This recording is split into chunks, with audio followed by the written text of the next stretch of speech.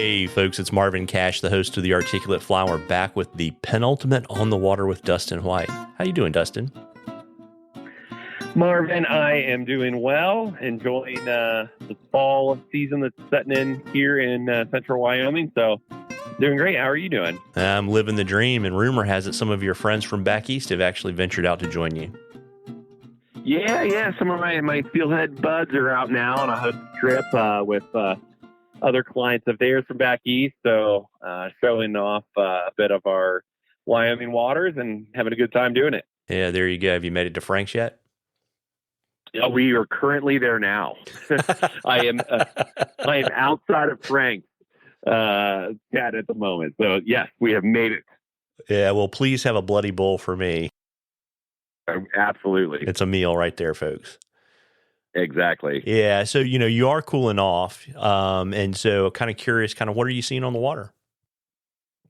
Yeah, I mean, this is the funnest time of year just for us, just because, we're seeing so much dry fly action. Definitely some good hopper fishing is still very, very productive. Seeing a lot of fish looking up on the surface. Kind of on each of the three systems we're on, and pertaining to the reef, the horn, and the mile. The reef has definitely given us our most consistent and productive dry fly fishing. In the morning, you're going to have the trico spinner fall still is there. Blue wings are showing kind of up with some regularity as days are getting cooler. That's more and more prevalent. But then we also have fish eating the larger caddis we have out now. Still, as I said, fishing hoppers pretty well, but then also crane flies are eating those off the surface additionally. So that's kind of across the board. The horn and mile still pretty grassy, but I would suspect that that's going to start to shift here a little bit. On the mile, they've dropped their flows. We're down to winter flows now. Reef, they've also dropped the flows down to 500 there. So, water's coming down, everything's coming into shape, and for as kind of a goofy summer as we've had, we're now hitting a pretty typical fall for us. You have streamer fishing that's really, really dynamic, about as good as it gets. And like I said, the nymphing on the surface has been fantastic, kind of in all three drainages. Yeah, and you probably have a little bit more water than you normally would, because then they hold a little bit more back than usual. Yeah, they held some back, but we've got plenty in the reservoirs. They on the reef did a momentarily bumped. We haven't really quite got an explanation of why that was yet. Last week they kind of tripled the flows for about 48 hours, and then took them right back down to 500. So whether that was some sort of pseudo flush, whether they were trying to clear water for something, not totally sure. But, we, at least on the North Platte, we're settled into basically what our winter flows are. So things are going to be pretty stable from here moving forward. So, we're really, really grateful for that. Got it. And got a question for you from Chris, and he wanted to know, are bugs still the way to go, or beads starting to get it done? Yeah, that's a great question. Still too early for the bead bite.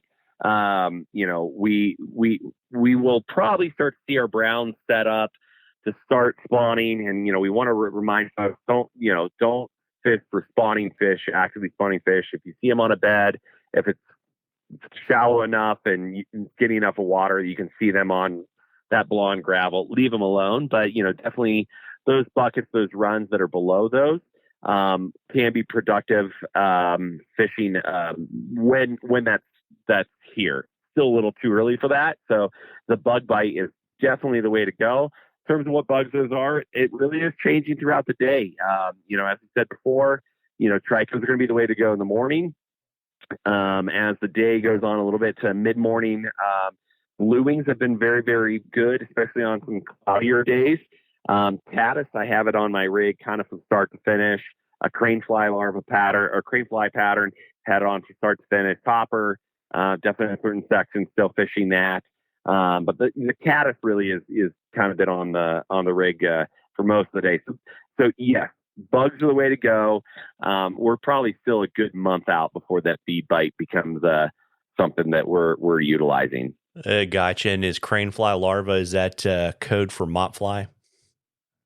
Yeah, mott fly would be that. I misspoke there. So really not throwing the mott fly, not throwing the larva. We're seeing them eating crane flies on the surface.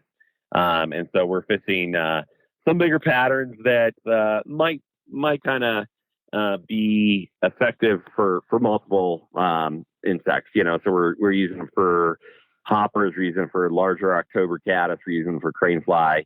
I've been a fan of Swisher's PMX. I've been a fan of the Water Walker. Those have been pretty effective bugs for me the last couple of weeks. So I think, folks, if you have some of those in your fly box or want to tie some of those up, you'd find some success here. Well, that sounds great. And I would be remiss if I didn't ask you, how's the bunny?